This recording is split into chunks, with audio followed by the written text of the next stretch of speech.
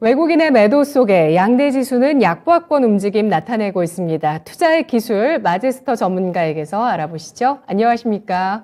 네, 안녕하세요. 네, 전문가님 오늘 장 한마디부터 주실까요? 네, 자, 오늘 선물 318포인트면 적극 매수, 그리고 신규주 순환 상승, 이렇게 정리하겠습니다. 네. 선물 지수가 현재 323포인트 선 기록하고 있습니다. 선물 지수 그리고 코스피, 삼성전자까지 오늘 5일선 이탈하는 움직임 나오고 있는데요. 조정 폭을 좀 더 기다린 이후에 매수 대응 해보자는 의견이신 것 같고요. 또 신규주의 강세 순환 상승은 어떤 의미가 있을지 짚어주시죠. 네, 자, 제가 지난 시간에 어떤 얘기를 드렸냐면 선물, 자, 요 지점이었죠. 선물 311포인트까지 내려오면 이제 적극 매수다. 3월 19일 날 그런 얘기를 좀 해드렸습니다. 그 전이었죠. 그리고 이제 눌림의 N자형 상승이 나타나면서 지금 선물에 331.20포인트 고점을 찍고 323.60포인트로 이제 눌림목을 주는데 이게 계단식 상승이다라고 좀 볼 수가 있거든요. 지금 무슨 얘기냐면 자, 이 시장의 상승 포인트를 보게 되면 결국은 일단은 지금 보는 차트가 테슬라예요. 자, 테슬라 제가 101달러 선에서 어떤 얘기를 드렸냐면 목표치가 170달러다 말씀을 정확하게 좀 드렸거든요. 그러니까 일단은 거의 바닥권에서 60에 70% 상승이 나타났습니다. 성장주, 그러니까 2차 전지 관련 전기차 관련 섹터의 이제 상승이 어느 정도 일단락 마무리되면서 차익 물량들이 좀 출회가 될 수 있는 구간이거든요. 자, 이제 FMC가 남아 있습니다.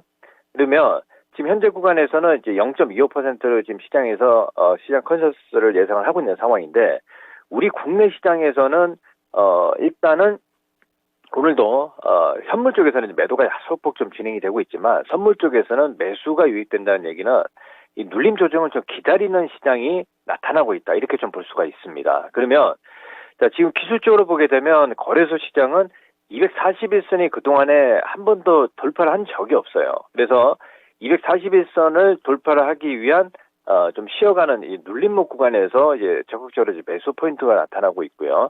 자, 거래소 시장과 코스닥 시장을 보게 되면 코스닥 시장은 약간 좀 심리적인 측면이 좀 강하기 때문에 지금 현재 이제 121선에서 지지 포인트가 나타나는지가 중요한 포인트인데 저는 이제 지지가 되고 다시 N자형으로 상승이 나타난다고 보고 있거든요. 그러면 자, 종목으로 접근을 좀 해보면 지금 보게 되면 LG에너지 솔루션이 바닥권에서 이제 실적 발표도 한 이후에 상당히 많이 올라왔습니다. 그죠? 51만 원권에서 자, 이 43만 원권 한번 얘기를 좀 해드렸고 매수 포인트 그리고 45만 원권에서 또 눌림목에서 매수 포인트 말씀을 좀 드렸는데 지금 51만 원까지 왔거든요. 제가 판단했을 때는 이 시장은 결국은 2차 전지 관련 섹터들의 성장률이 꺾이지 않는 상황이기 때문에 주도를 하고 있다. 근데 오늘 구간에서는 쉬어가는 구간인데 LG에너지 솔루션 같은 경우 상당히 좀 강하죠. 그리고 코스닥 쪽에서는 자, 에코프로비엠은 다시 약간 좀 슈팅이 걸린 자리가 지난 금요일 시장이었고요. 그리고 LNF라든지 이런 종목군들이 다시 한번 이제 눌리는 자리가 나타나고 있거든요. 그래서 제가 판단했을 때는 시장이 지금 바로 가기가 조금 약간 좀 부담스럽기 때문에 지금은 종목별로 신규주들의 순환 상승이 좀 이어지고 있는 모습이 나타나고 있다. 이렇게 좀 말씀을 좀 드리고요. 그러면 신규주들 한번 좀 보면 자, 뉴로메카 같은 경우도 지난 제가 바닥권에서 1월 초였죠. 제가 15,000원까지 말씀을 좀 드렸는데 거의 지금 50% 이상의 상승이 나타나면서 다시 눌림목, 정고점을 돌파하는 모습들이 나타나려고 준비를 하고 있고 자, 이 중에서 또 뭐 산돌이라든지 좀 바닥권에서 내려오고 있죠. 그리고 오늘은 자, SBB 테크가 또 신고가를 나타내고 있습니다. 그러니까 지금 종목들이 굉장히 순환 상승이 신규주들 안에서 나타나고 있는 상황이 좀 보여지고 있고요. 바닥권에서 오늘 올라오는 종목이 이제 대상 하이텍이라든지 이런 종목군들 그리고 지난 시간에 소개시켜드렸던 또 모델 솔루션 같은 경우가 27일 날 또 22% 상중에 좀 급등이 나온 상황이거든요. 그러니까 이런 종목군들이 N자형으로 상승이 나타나기 때문에 저는 이게 이제 3월 말까지 계속 나온다. 그러니까 지금 이제 1월 31일에서 이제 2월 달 시장으로 이제 접어들기 때문에 다음 3월 달 이제 우리가 또 퇴출 기업들이 좀 나오죠. 그죠? 예, 그래서 이 선별 과정이 있기 때문에 시장은 또 안전한 걸 원하기 때문에 신규주들의 상승이 돌아가면서 나타난다라고 좀 보고 있기 때문에 우리 시청 여러분 뭐 개별 종목군들 예를 들어서 뭐 1,000억에서 2,000억 시가총액이 적지만 시장에 상관없이 이제 매매가 좀 가능한 이 비중, 그러니까 내 자산의 10에서 20% 정도는 충분히 매매가 가능하다는 말씀을 계속 좀 드리고 있거든요. 그래서 눌림목이 나올 때 매매, 그리고 만약에 좀 스킬이 좀 좋으신 분들은 이렇게 이제 따라가면서 저 양봉이 나올 때, 예를 들어서 SBB 테크도 신고가 나왔거든요. 거래가 터지는 상황이기 때문에 제가 만약에 매매 포인트로 본다 그러면 이런 구간에서는 일부 차익을 해주고 또 2, 3일 좀 눌림목이 나올 때 이제 매매를 한다, 이렇게 좀 봐야 되겠죠. 그게 이제 예를 들어서 이제 바닥권에 좀 안전하게 대성 하이텍 같은 경우가 어제 전일 음봉이 떨어질 때, 그리고 이럴 때 매수를 해서, 그죠?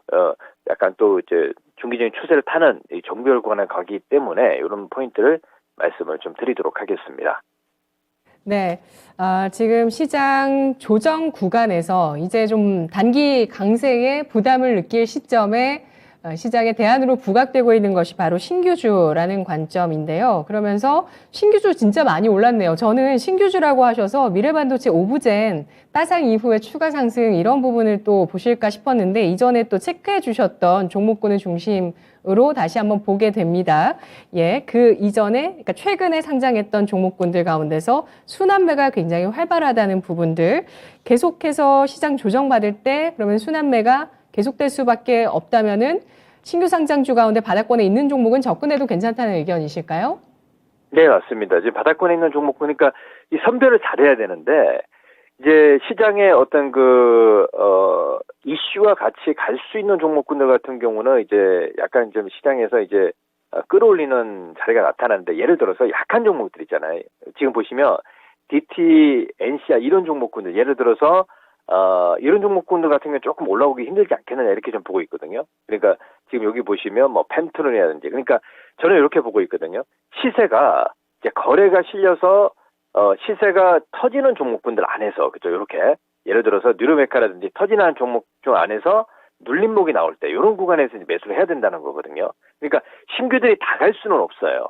그래서 우리가 지금 시장의 이슈와 맞게끔 종목을 좀 선별을 좀 하는 과정들이 필요한데, 제가 이제 얘기하는 종목 안에서만 좀 순환 돌려도 충분히 가능하지 않겠냐라고 보고 있는데, 지금 바닥권에서 올라오는 뭐 대성 하이텍 이런 종목군들은 괜찮아요.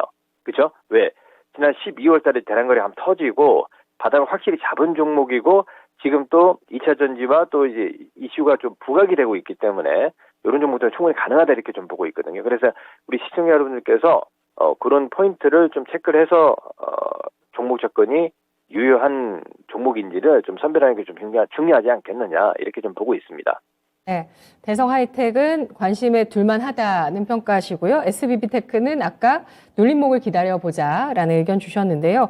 그러면 318포인트까지 선물지수가 조정을 받은 이후에는 테슬라도 조정을 끝내고 국내에서 반도체 배터리도 조정을 마무리하고 올라가게 될까요?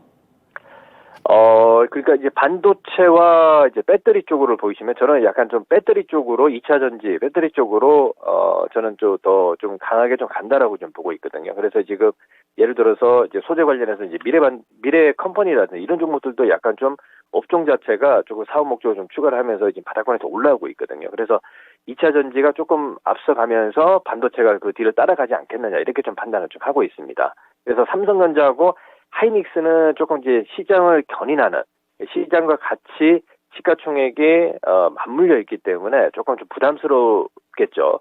하지만 LG에너솔루션도 물론 지금 시가총액이 110조, 120조가 넘어가는 상황인데, 이건 그래도 이제 성장의 목표치가 있기 때문에 시장의 컨센서스보다 또 많이 올라오면, 그죠?